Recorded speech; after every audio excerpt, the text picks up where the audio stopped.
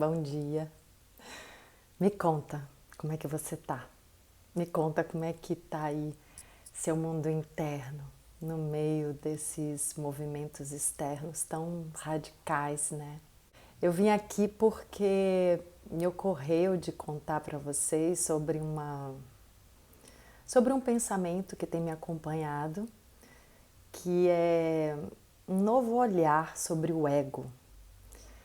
O Gui, meu filho, ele está aqui em casa há alguns dias. Consegui cumprir a minha quarentena para estar com ele depois de uma viagem interestadual. E ele aprendeu a tocar baixo durante a quarentena. Já no primeiro mês de quarentena, ele já estava tocando baixo bem. O pai dele é músico, o Duca Lendecker, e com um mês de quarentena ele já estava participando de lives com o Duca, né? Já estava assumindo mesmo esse florescimento do dom de tocar. Nossa, isso é de uma beleza. Você significar esse momento da quarentena, do isolamento, como oportunidade de aprendizado.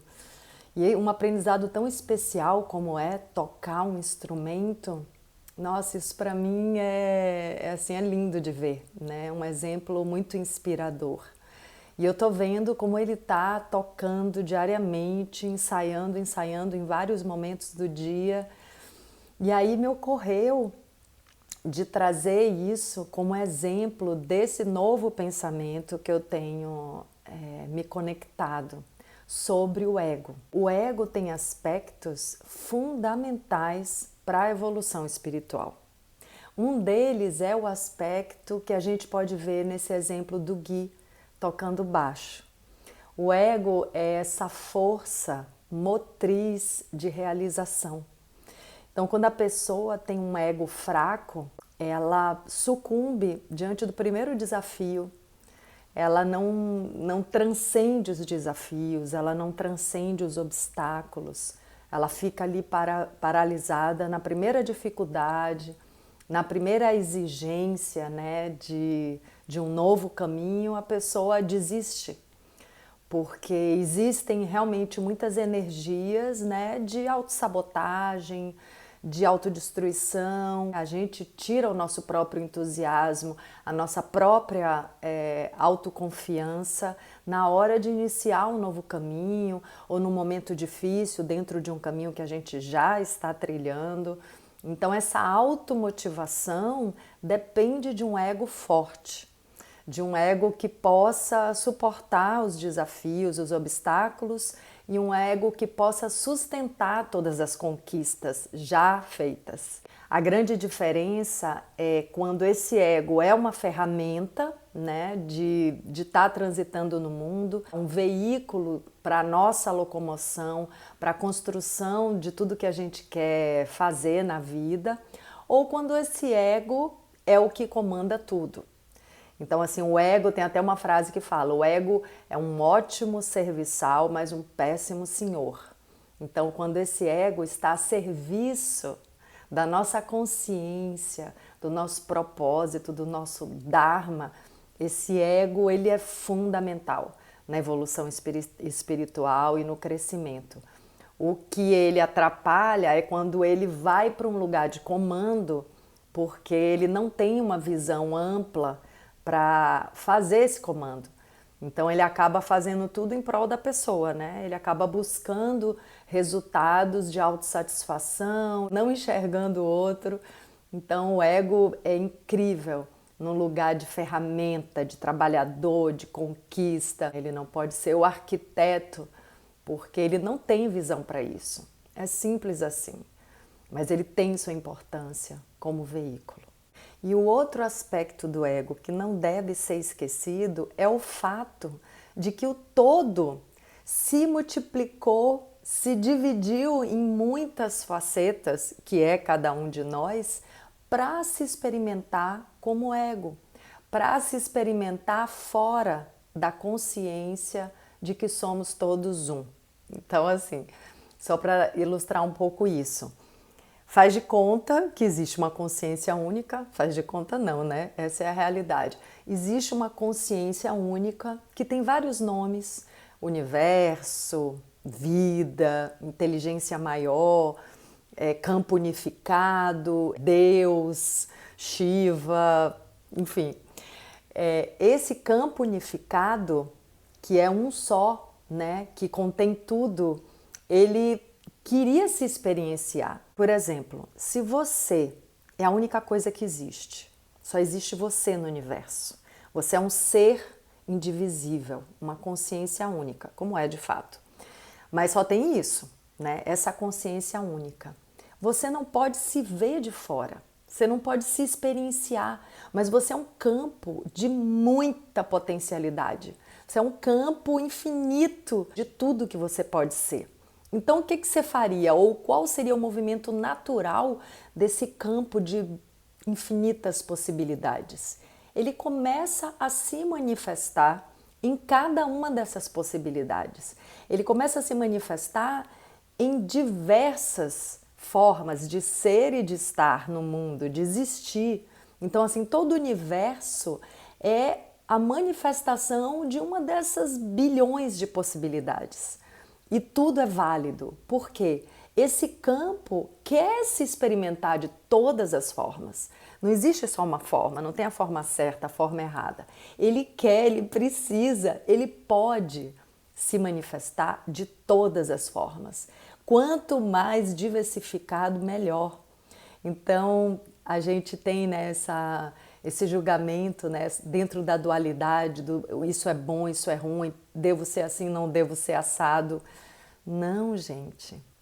Esse campo unificado quer todas as formas de experiência. Todas estão corretas. Se ele quisesse ser uma coisa só, ele nem se multiplicaria. Ele ficaria quieto lá no canto dele, sendo pleno e único. Ele quer se manifestar de todas as maneiras. Aí vem o ponto. Ele se manifesta de todas as maneiras para fazer o caminho de volta para a unidade. Parece loucura, né? Mas faz sentido, porque se experimentando de todas as maneiras, ele pode voltar para essa unidade com consciência do que é estar isolado, estar separado dentro de um ego e agora, de novo, unificado com a consciência única. Ele quis fazer esse caminho do passo a passo até voltar para a unidade.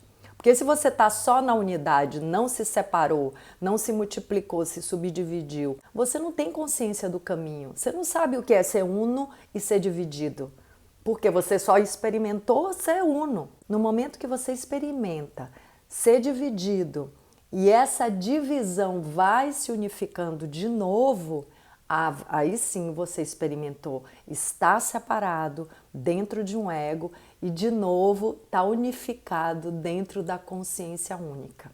Então é bem diferente. É como uma criança que é pura, que é ingênua, mas ainda não experimentou todas as durezas da vida, ainda não experimentou toda a dualidade da vida, todos os conflitos da vida, toda a maldade, a doença, as coisas boas e ruins. Ela ainda não experimentou nada disso. Então essa ingenuidade, essa pureza não tem muita valia. No momento que você passou pela vida, experimentou tudo, mergulhou na sua sombra, encontrou sua luz, depois de todo o processo, você recupera essa espontaneidade, essa pureza, aí sim isso faz sentido, porque você mergulhou na lama e você desabrochou como uma flor de lótus, mas você já passou por tudo aquilo. Então, o campo unificado, essa inteligência única que a gente chama de Deus, eu gosto de chamar de Deus, mas tem muitos nomes válidos, ela quer se experienciar na divisão, na separação, no sofrimento, porque aí no dia que ela se reencontra como campo unificado, como poder superior, nossa, imagina o êxtase de estar de volta para casa de dentro de si mesmo, percebe? O universo, ele se multiplicou em milhões de facetas, de faces, de seres, para ele olhar de volta para ele mesmo, para ele se ver, para ele se reconhecer. Isso tem uma analogia, inclusive, com Adão e Eva. Adão vivia sozinho no paraíso. É uma analogia com uma história que é simbólica, que é arquetípica. Então, Adão vivia sozinho no paraíso. E para ele não fazia muito sentido viver sozinho, ele não podia se ver, ele não podia se experimentar. Se você pensar, inclusive, no nível do prazer carnal, Adão não podia se experimentar, só tinha ele. E aí o que ele fez? Tirou uma mulher, um ser diferente, para poder se experimentar, para poder um olhar para o outro e se amarem e perceberem a diferença um do outro. E aí come a fruta da consciência, do conhecimento, porque sim, precisa navegar no sofrimento, precisa mergulhar nas profundezas da dor para entender o que é não ter a dor, para entender o que é a superação da dor, para entender o que é a criação de um paraíso a partir do inferno, a partir do sofrimento, a partir da dualidade. Então, gente, para a gente realmente crescer espiritualmente, a gente precisa do ego, para passar por todas as realizações na matéria, para construir uma estabilidade de vida. Sim, a gente precisa. A estabilidade de vida é o primeiro degrau, é o primeiro chakra de crescimento. É a realização na matéria. Se a gente não passa por esse ponto, a gente não consegue subir os outros degraus. São passinhos que a gente tem que dar. Então, negar a matéria, negar o ego, não ajuda. Tem que reconhecer o ego e usar ele como ferramenta. Tem que aceitar a matéria e transcender essa etapa de se fazer valer como pessoa, como cidadão, como todos esses rótulos que o ser espiritual nega e não quer olhar. A gente precisa olhar para isso e passar por isso e resolver essas questões para ir para realizações mais sutis. Senão a gente fica preso nesse primeiro degrau. Então é isso. Queria fazer aqui essa defesa ao ego. Ele é os cavalos da nossa carruagem nessa travessia, que é esse tempo finito, esse momento temporário que a gente tem aqui nesse plano da dualidade, da terceira dimensão, e que a gente está atravessando agora com muitos desafios. Então, viva o ego fortalecido, mas que não comanda o nosso ser, que está a serviço da nossa consciência. E é esse ego também que serve a um propósito muito maior do campo unificado, da consciência única, de Deus, que é se manifestar em infinitas possibilidades para reconhecer o caminho de volta para a consciência única. Então, se esse assunto faz sentido para você, se você quer seguir nesse caminho de mergulho interno, de autodescoberta, fica aqui no canal com a gente. Tem aparecido muita coisa bacana para a gente conversar, para a gente trocar. E esse é o meu propósito nesse canal, compartilhar com vocês os meus processos, viu? Até já!